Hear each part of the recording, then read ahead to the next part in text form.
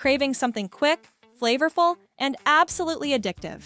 Today, we're making a super simple yet deeply satisfying veggie garlic noodles.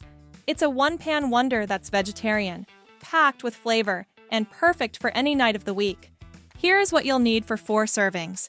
2 tablespoons of vegetable oil, 5 cloves of garlic, 4 green onions, 2 carrots, 1 cup of snap peas, 2 tablespoons of brown sugar, 3 tablespoons of soy sauce, 9 ounces dried rice noodles. Let's get started. Heat up 2 tablespoons of vegetable oil in a large skillet over medium heat.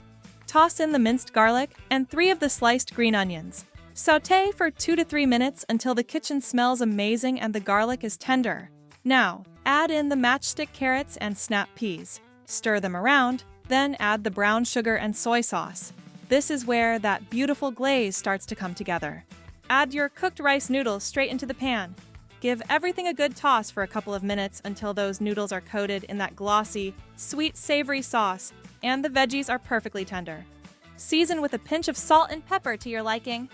Plate it up, sprinkle on the remaining green onions for a pop of freshness, and you're done.